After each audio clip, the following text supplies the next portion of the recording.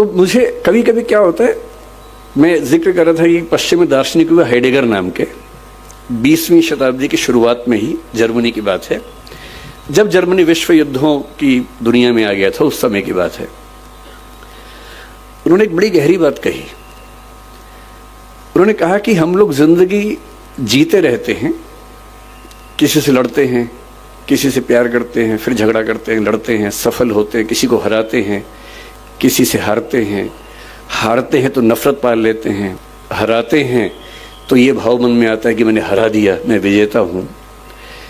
इसी सब तिकड़म भरे अनुभवों को हम मिला के एक शब्द बोलते हैं जिंदगी, लाइफ। लेकिन कभी कभी ऐसा होता है जिंदगी में कि अचानक कोई इंसिडेंट होता है। वो इंसिडेंट क्या होता है, जैसे मान लीजिए कि मैं और मेरा दोस्त सड़क पे जा रहे हैं, अचानक एक ट्रक की कार ब्रेक फेल हुई, उसे टक्कर मारी और मेरे साथ जो मेरा दोस्त था उसकी मौत हो गई और मैं बच गया। अब जो मुझे एहसास होगा, उस एहसास का मतलब है नथिंगनेस, शून्यता। उस मोमेंट पे, उस क्षण में ये लगता है कि क्या है जिंदगी में ऐसा, और मैं जो इकट्ठा करने में लगा हूं, मैं जो ताकत के पीछे भाग रहा हूं, मैं जिस 8 साल बाद की प्रमोशन के लिए अभी से रात दिन जुटा हुआ हूं, ये सब तो 1 सेकंड का खत्म होने का वाला खेल है। जिस जिंदगी का 1 सेकंड बाद का अता पता नहीं है, भरोसा नहीं है, कल सुबह मैं उठूंगा भी या नहीं ये भी नहीं पता है, और मैं ऐसी जिंदगी जी रहा हूं जो 10 साल बाद मैं ये बन जाऊंगा, 18 साल बाद मेरी प्रमोशन ये होगी, मैं सेक्रेटरी बन जाऊंगा या मैं हाई कोर्ट का जज बन जाऊंगा। इस अनुभव में जो लोग थोड़े ज्यादा सेंसिटिव हैं, संवेदनशील हैं, वो इस अनुभव को झेल नहीं पाते, और उनके लिए इसी बिंदु पर टर्निंग पॉइंट आता है और वो जीवन का रास्ता मोड़ लेते हैं कि जब जीवन में कुछ भरोसा नहीं तो मैं इन निरर्थक चीजों के पीछे क्यों भागता रहूं, क्यों ना मैं किसी ऐसी सार्थक चीज की तलाश करूं जो अंततः मुझे सुकून देती हो। और हम जीवन क्यों जीते हैं? मैं दर्शन विषय का विद्यार्थी हूं, पढ़ाता भी हूं।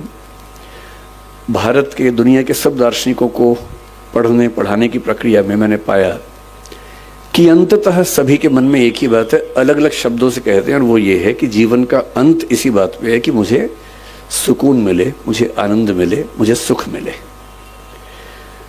और सारे भौतिक सुखों के बाद देश की राजधानी की सारी ताकत को देखने समझने के बाद अगर उससे ज्यादा सुकून बारडोली के आश्रम में है, तो इसका मतलब है कि जीवन का सही अर्थ तो यहां आके खुलेगा, वहां तो नहीं खुलेगा। तो मैं बहुत कृतज्ञ हूं सिंघवी साहब का, डॉक्टर साहब का। कहाँ गए डॉक्टर साहब? हाँ, डॉक्टर साहब आपका बहुत कृतज्ञ हूं कि आपने, अब मैं आपसे कोई काम नहीं बोलूंगा कि मुझे इलाज करवा दीजिए, वो मैं कभी नहीं बोलूंगा। वो तो मेरा शुरुआती लालच था जो मैंने आपको बताया भी नहीं अब तक, और मन में था। और मुझे लगता है कि सच बोल देने से मुक्ति रहती है, झूठ बोलने में बड़ी दिक्कतें हैं, सच बोल देने से आदमी मुक्त रहता है। तो मेरा शुरुआती आपसे जो संवाद था वो लालच की बदौलत था। अब तो हम अच्छे दोस्त हो गए। तो मैं कृतज्ञ हूं कि आपने मुझे यहां बुलाया और इतने सुंदर संसार के बीच में आने का मौका दिया। मैंने जब स्कूल को देखा, मुझे लगा कि टैगोर, महात्मा गांधी और पटेल जैसे एक हो गए हों। टैगोर के शांति निकेतन में जो सबसे सुंदर कॉन्सेप्ट मैंने देखा कि क्लासरूम के अंदर पढ़ाई नहीं करनी है, पेड़ के नीचे बैठना है, खुले में बैठना है, प्रकृति में बैठ के पढ़ना है। मैंने देखा कि यहाँ क्लासरूम में चेयर्स हैं ही नहीं, केवल छोटे से स्टूल है, वो उठाना है और पेड़ के नीचे चले जाना है, और जहां मन करे वहां बैठ के पढ़ना है। क्यों एक 4 दीवारी के अंदर बैठ के ही हम पढ़ाई करेंगे? महात्मा गांधी ने एक बहुत अच्छा विचार दिया था बुनियादी तालीम का, बुनियादी शिक्षा का, जो स्वावलंबन में जोर देता है, स्किल्स की ट्रेनिंग पर जोर देता है, मातृभाषा में शिक्षा पर जोर देता है। और मैंने पाया कि वो सारे के सारे सिद्धांत इस स्कूल के अंदर ठीक वैसे ही चल रहे हैं।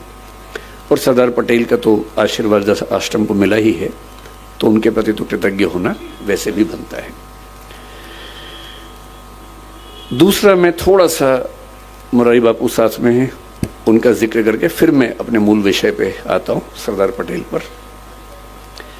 मेरा आज तक ऐसा सौभाग्य नहीं हुआ कि मैं किसी कथा में जाके सुन सकूं, और मैं बहुत संदेह करने वाला व्यक्ति हूं, मैं बहुत विश्वास करने वाला व्यक्ति हूं नहीं। मैं ईश्वर को लेके भी उतना आग्रही नहीं हूं। मुझे फिलॉसफी पढ़ते पढ़ते ज़्यादा संदेह मन में रहता है, बहुत ज़्यादा। ईश्वर भी हैं या नहीं हैं तो कैसे हैं, वो सब सवाल मेरे मन में बहुत ज़्यादा चलते हैं। पर मैं नास्तिक नहीं हूं, मैं अज्ञेयवादी हूं। अज्ञेयवाद का मतलब होता है कि मुझे पता नहीं ईश्वर हैं या नहीं हैं तो कैसे हैं, पर मैं संभावना मानता हूं कि वो हैं, और अगर दुनिया चल रही है तो हो सकता है कि उन्हीं की बदौलत चल रही होगी। इस संभावना को मानता हूं। मैं ये भी महसूस करता रहा हूं कि जो संत का एक सुंदर अर्थ होता है, मैं संत कबीर का बहुत सम्मान करता हूं। मैंने कबीरदास को अच्छे से पढ़ने का प्रयास किया है और बहुत प्रेरित होता हूं उनसे, उनकी बातों से सीखता हूं। संत रैदास को मैंने अच्छे से पढ़ने का प्रयास किया, कई बार किया। तो मैं अक्सर सोचता हूं कि संत का मतलब क्या होता है। तो एक बार एक किताब में मुझे बड़ी सुंदर बात मिली। एक उम्र तक मेरा थोड़ा सा लेफ्टिस्ट आइडियोलॉजी की तरफ काफी झुका हुआ था, तो मुझे धर्म, संत, इन सब से लगभग अरुचि सी थी। नफरत तो नहीं कहूंगा, पर अरुचि जैसा भाव रहता था। मेरे पेरेंट्स भी परेशान थे क्योंकि मैं कुछ अतिवाद के रास्ते पर उस समय चलता था। मुझे लगता था कि संत वो लोग हैं जो दुनिया के संघर्षों को छोड़ के भाग गए हैं। अरे भाई, मैं बुद्ध को पढ़ता था, महावीर, वर्धमान महावीर को पढ़ता था। मुझे लगता था कि क्यों ऐसा करते हो भाई, सब लोग स्ट्रगल कर रहे हैं, रोजी रोटी का संकट सबके सामने है, सबके बच्चे हैं, उनकी शादी होगी नहीं होगी, करियर होगा नहीं होगा, इतना इतना स्ट्रगल है। उस स्ट्रगल से हम तटस्थ हो जाएं, ये मुक्ति कैसे हो सकती है। फिर एक बार मेरे हाथ में किताब लग गई, क्योंकि मुझे किताब पढ़ने का शौक है और मेरे सबसे अच्छे दोस्त अगर कोई हैं तो किताबें ही हैं। और एक किताब इसी विषय पर मैंने पढ़ी कि संत होने का मतलब क्या होता है। तो उसमें बड़ी सुंदर एक व्याख्या थी कि संत वो नहीं है जो दुनिया की मुख्य धारा से भाग गया है। संत वो है जो जानता है कि अगर वो मुख्य धारा में उतर गया तो शायद सबको हरा देगा, पर वो उतरने से पहले ही जानता है कि सबसे जीत के भी कुछ हासिल नहीं होगा। और इसी बात को कुछ और लोगों ने दूसरी भाषा में कहा, the most interesting thing about the rat race is that even if you win you are still a rat. चूहों की दौड़ की सबसे रोचक बात यह है कि अगर आप जीत भी जाएं तो भी चूहे ही रहते हैं। और जिससे समझ लिया कि चूहा होना ही नहीं है, तो चूहों की दौड़ में दौड़कर किसको जीत के दिखाना है।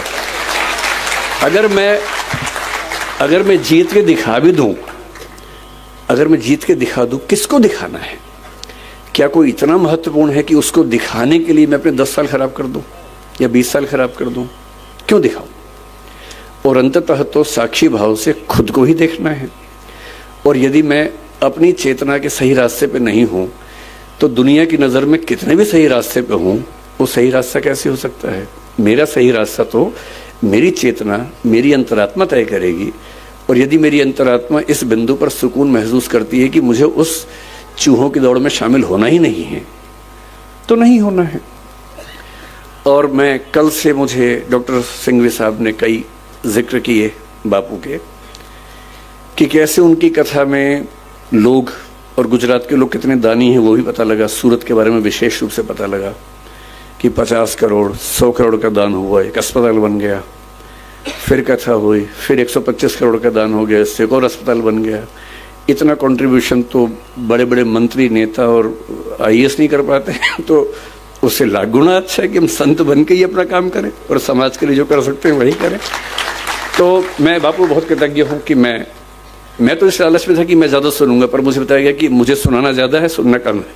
ये वैसे ज्यादती है, बहुत बहुत ज्यादती है आपकी कि मुझे ज्यादा समय दिया आपने और बापू कम बोल रहे हैं। इसका उल्टा होना चाहिए था, पर ठीक है, आपने अपना कुछ मुझे सोची होगी इसके पीछे।